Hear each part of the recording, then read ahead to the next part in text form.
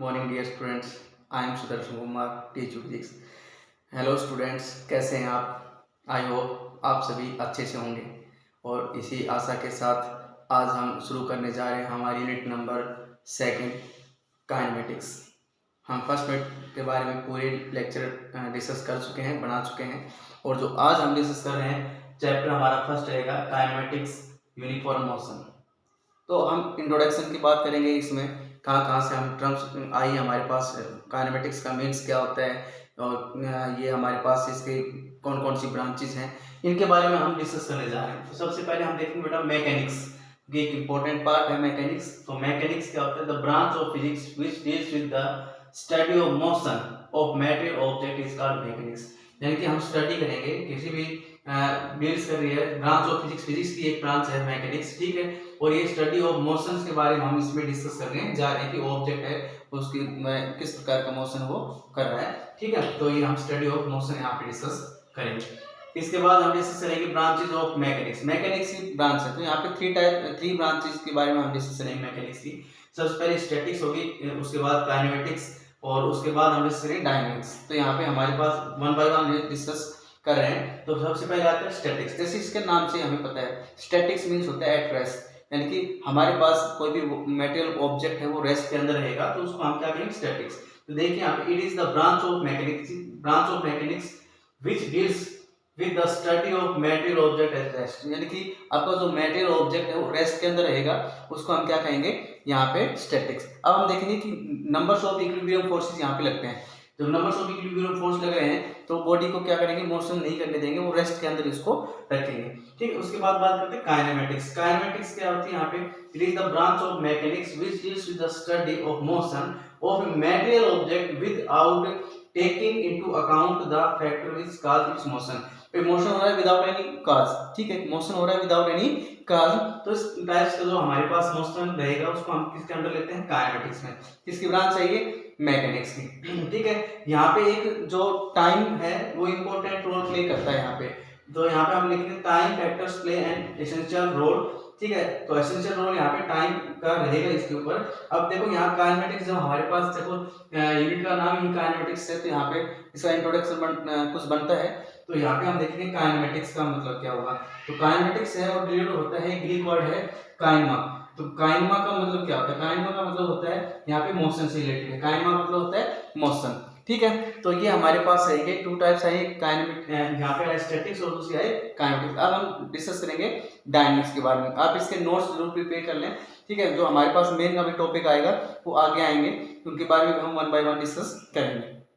सो dear students, अब हम जो डिस्कस कर रहे हैं थर्ड बारे में dynamics. Dynamics is the branch of mechanics which deals with the study of motion of object taking into account of factor which cause of motion. यहाँ पे देखिए टेकिंग अकाउंट, उसके अंदर तो विदाउट कॉज मोशन हो रहा था, ठीक है। इसके अंदर है कि इसमें होगा आप लोगों के पास motion of object taking into account the factor which cause motion, यानी इस पे कोई ना कोई फैक्टर काम कर रहा है जिसकी वजह से मोशन हो रहा है, ठीक है। यहाँ पे भी here also time factor play essential role, यहाँ पे भी टाइम फैक्टर का एक एसेंशियल रोल होगा, ठीक है। और इसका मतलब देखो डायनेमिक्स, हम पढ़े डायनेमिक्स के बारे में देखिए। डायनेमिक्स मींस होता है पावर, डायनेमिक्स मींस होता है पावर। यहाँ पे फोर्स एक्ट होगा किसी बॉडी के ऊपर, तो यहाँ पे हमारी वो बॉडी है वो मोशन के अंदर आ रही है, ठीक है। इस प्रकार से हम देखेंगे यहाँ पे डायनेमिक्स के बारे में, ठीक है। तो वन बाय वन हमने डिस्कस किया स्टैटिक्स, काइनेमेटिक्स और डायनेमिक्स। अब हम डिस्कस करेंगे आगे रेस्ट और मोशंस के बारे में।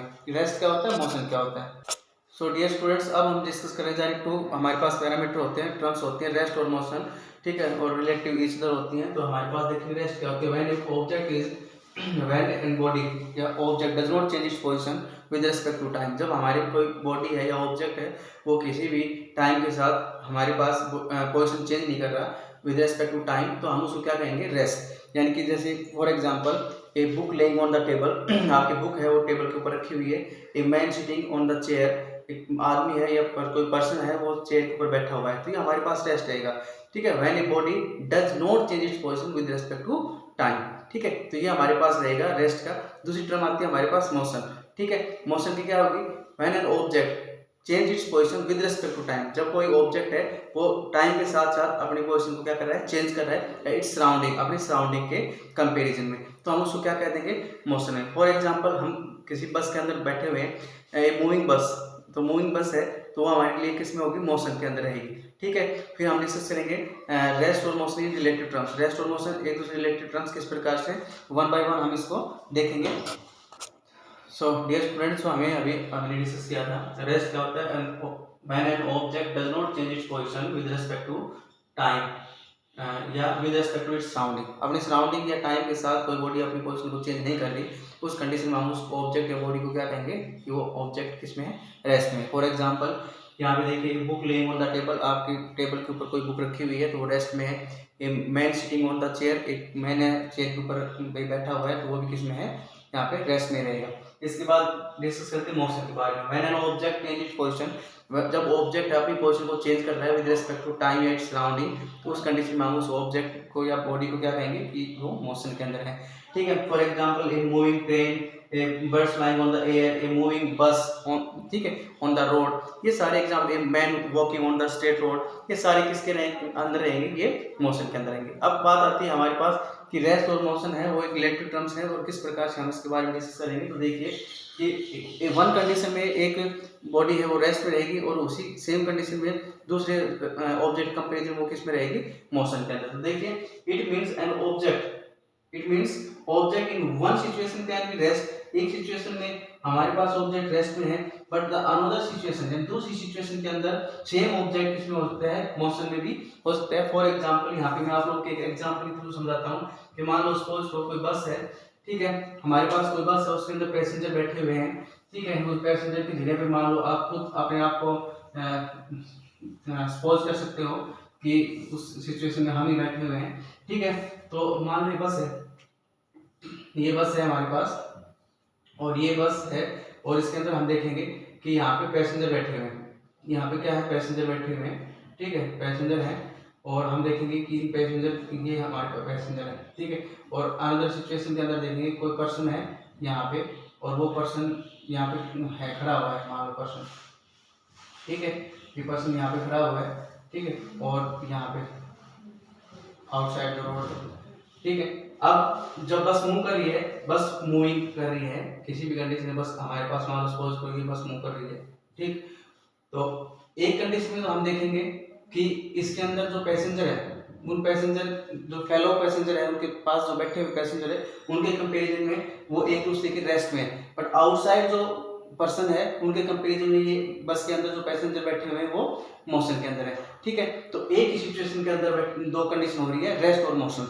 ठीक है, यहाँ पे जो आउटसाइड जो पर्सन है उनके कंपैरिजन में तो बस के अंदर बैठे हुए पैसेंजर किस में है, मोशन के अंदर है, किसके अंदर है, मोशन के अंदर, इनके अकॉर्डिंग। ठीक है, बट जो पैसेंजर बैठे हुए हैं और पैसेंजर एक दूसरे के कंपैरिजन किस में है, रेस्ट में है, तो ये एक बेटर एग्जांपल हो सकता है हमारे लिए। ठीक है, आई होप आप लोगों को क्लियर हुआ होगा। ठीक है, अब हम आगे डिस्कस करते हैं मोशंस के अदर टाइप्स के बारे में। तो देखिए, सो डियर स्टूडेंट्स, अब हम डिस्कस करेंगे वन बाय वन इसमें type of motion in a body. Type of motion, तो there are many three type of motions in a body, rectilinear और ट्रांसलेटरी मोशंस। तो सबसे पहले हम देखते हैं रेक्टिलिनियर मोशन क्या होता है। It is that motion in which a particle और पॉइंट मास, यहाँ पे ध्यान दीजिए, एक पार्टिकल, ए पार्टिकल और point mass body is moving along a straight line. कोई पार्टिकल या पॉइंट मास ऑब्जेक्ट है वो क्या कर रहा है, स्ट्रेट लाइन मूव कर रहा है, तो उसको हम क्या कहेंगे यहाँ पे, रेक्टिलिनियर मोशंस। ठीक है, पॉइंट मास ऑब्जेक्ट वो होता है बेटा जो हमारे पास डिस्टेंस है वो वेरी लार्ज है एज कंपेयर टू ऑब्जेक्ट की साइज है वो वेरी वेरी स्मॉल हो, तो उसको पॉइंट मास ऑब्जेक्ट कहेंगे। उसके बारे में मैं आगे डिस्कस करूंगा। ठीक है, उसके बाद बात करेंगे ट्रांसलेटरी मोशन। तो ट्रांसलेटरी मोशन के अगर हम देखें तो ये ट्रांसलेटरी मोशन क्या रहेगा, it is that motion which a body is not a point mass body. यहाँ पे बॉडी और पॉइंट मास बॉडी नहीं होगी, such all its constituent particle move simultaneously. उसके सभी पार्टिकल यानी बॉडी है उसके अंदर नंबर्स ऑफ पार्टिकल और सच पार्टिकल्स क्या कर रहे हैं, मूव कर रहे हैं सिमिल्टेनियसली, एक साथ बॉडी एक पार्टिकल मूव कर रहे हैं अलोंग ए पार्टिकल स्ट्रेट लाइन, और उसमें जब सिमिल्टेनियसली कर रहे हैं तो स्ट्रेट लाइन पास चल रहे हैं, और and all its constituent particle shift through equal distance in equal given interval of time. यानी दिए हुए इंटरवल ऑफ टाइम के अंदर पार्टिकल है वो क्या कर रहे हैं, इक्वल डिस्टेंस ट्रैवल कर रहे हैं। जैसे फॉर एग्जांपल एक बॉडी स्लाइड अलोंग ए इंक्लाइंड प्लेन, मेरे पास कोई इंक्लाइंड प्लेन है, मेरे पास यहाँ पे इंक्लाइंड प्लेन है, इसके अंदर कोई बॉडी मूव कर रही है, तो इसके अंदर नंबर्स ऑफ पार्टिकल है, इसके अंदर नंबर्स ऑफ पार्टिकल हैं। जब ये स्लाइड कर रही है तो वो पार्टिकल भी यहाँ पे क्या कर रहे हैं, शिफ्ट कर रहे हैं, वो पार्टिकल भी क्या कर रहे हैं, इक्वल डिस्टेंस ट्रैवल कर रहे हैं, ऑल पार्टिकल। ठीक है। इस कंडीशन में हम क्या कहेंगे, उसको ट्रांसलेटरी मोशन कहेंगे। क्लियर, आई होप ये क्लियर हुआ होगा। अब सेकंड नंबर देखते हैं। सो सेकंड नंबर हम देखेंगे बेटा सर्कुलर और रोटेटरी मोशन। सर्कुलर और रोटेटरी मोशन की अगर हम बात करें तो it is that motion in which a particle और a point mass body is moving on a circle about a fixed point in is the center of a circle। अब किसी फिक्स पॉइंट के अराउंड कोई particle move कर रहा है, fix point होगा, कोई फिक्स पॉइंट है, पार्टिकल उसके अराउंड क्या कर रहा है, एक पॉइंट मास ऑब्जेक्ट या पार्टिकल, क्या एक पार्टिकल मूव कर रहा है, ठीक है। ये फिक्स होना चाहिए। तो हमारे पास मान सपोज तो ये कोई फिक्स पार्टिकल है, पॉइंट मास ऑब्जेक्ट इसके सर्कुलर किसी फिक्स पॉइंट के अराउंड क्या कर रहा है, मूव कर रहा है, तो उसको हम क्या कहेंगे, सर्कुलर मोशन कहेंगे उसको, ठीक है। अगर बात करें रोटेटरी मोशन की तो देखिए इसमें rotatory motion is that motion in which a body which is not a point mass body, यहाँ पे बॉडी है वो पॉइंट मास बॉडी नहीं है, in moving such that are its constituent particle moving simultaneously, इसके कंस्टिट्यूएंट पार्टिकल वो simultaneously move कर रहे हैं, इसके अंदर नंबर्स ऑफ पार्टिकल्स हैं वो सभी एक साथ मूव कर रहे हैं, ठीक है, अलोंग ए कंसेंट्रिक सर्कल। और सर्कल क्या होगा, इसमें आपके पास कंसेंट्रिक सर्कल मतलब आपके पास जो पॉइंट है उसका सेंटर है वो सभी का कॉमन होगा, ठीक है। Whose centre lies on the line called axis of rotation, उसको हम क्या कहेंगे, एक्सिस ऑफ रोटेशन। मान लो हमारे पास यहाँ पे ऑब्जेक्ट है, मैंने यहाँ पे एक बॉल ले ली, अब बॉल के अंदर नंबर्स ऑफ पार्टिकल, वहां पे सिर्फ एक पार्टिकल था, यहाँ पे नंबर्स ऑफ पार्टिकल है, और ये पार्टिकल किसी सेंटर के अराउंड क्या करें, मूव कर रहे हैं, तो सभी का जो आपके पास सेंटर होगा वो सेम होगा इन पार्टिकल का, तो उसको हम क्या कहेंगे, कॉन्सेंट्रिक सर्कल्स, ठीक है। इस प्रकार से हमारे पास सर्कुलर और रोटेटरी मोशन के बारे में हम डिस्कस करते हैं, ठीक है। अब डिस्कस करेंगे थर्ड का। सो डियर स्टूडेंट्स, लास्ट हम डिस्कस करेंगे ऑक्सीलेटरी मोशन और वाइब्रेटरी मोशन। ऑक्सीलेटरी मोशन क्या होगा, oscillatory motion is that motion in which a body moves to and fro and back and forth, body है या to and fro move कर रही है, बैक एंड फोर्थ मूव कर रही है, ठीक है। A fix point is a definite interval of time, और एक फिक्स पॉइंट होगा डेफिनेट इंटरवल टाइम का। जैसे फॉर एग्जांपल सिंपल हमारे पास मोशन ऑफ ए पेंडुलम वाल है मेरे पास, मान लो मेरे पास यहाँ पे पेंडुलम है और क्या कर रहा है, देखो टू एंड फ्रो मूव कर रही है इधर उधर, जैसे यहाँ पे इस तरह से मूव कर रही है टू एंड फ्रो डायरेक्शन में, ठीक है, टू एंड फ्रो। ये इसका क्या है, मेन पोजीशन, इसको हम क्या कहेंगे, फिक्स पोजीशन, मेन पोजीशन कहते हैं इसको, ठीक है। ये आपकी मेन पोजीशन या फिक्स पोजीशन होगी, या तो इसके इधर उधर मोशन हो रहा है उस प्रकार का जो मोशन रहेगा, टू एंड फ्रो या बैक एंड फोर्थ, इस प्रकार का जो मोशन को हम क्या कहेंगे, यहाँ पे ऑक्सीलेटरी मोशन कहेंगे, ठीक है। और यहाँ पे एक एग्जांपल और लिखते हैं, लोडेड स्प्रिंग है, जब हमारे पास हमने स्प्रिंग ले ली और उस स्प्रिंग को क्या करते हैं, जैसे हमने उसको अटैच कर दिया और यहाँ पे कोई लोड अटैच करके इसके ऊपर लोड अटैच करेंगे, उसको अचानक से हम उसको यहाँ पे रखेंगे, तो ये क्या करेंगे, यहाँ पे टू एंड फ्रो इस प्रकार से अपनी मेन पोजीशन के अकॉर्डिंग ये थोड़ा सा वाइब्रेशन दिखाएगी, ठीक है। और इसी को क्या कहेंगे हम, ऑक्सीलेटरी मोशंस। और जब हमारे पास वाइब्रेशन है, जो ऑक्सीलेटरी मोशन का वाइब्रेशन है या एम्पलीट्यूड है वो वेरी स्मॉल हो, ठीक है, तो उसी कंडीशन को एम्पलीट्यूड वेरी स्मॉल होगा, उस कंडीशन को हम क्या कहेंगे, उसको वाइब्रेटरी मोशन कहते हैं। तो देखिए नोट दे रखा है मैंने यहाँ पे, if the oscillatory motion the amplitude is very small, जब एम्पलीट्यूड क्या हो उनका वेरी स्मॉल हो, यानी बहुत स्मॉल एम्पलीट्यूड से मूव कर रही है, तो एम्पलीट्यूड क्या हो, लार्ज हो, एक क्या हो वो वेरी स्मॉल एम्पलीट्यूड से मूव कर रही हो, उस कंडीशन में हम इसको क्या कहेंगे, वाइब्रेटरी मोशन कह देंगे।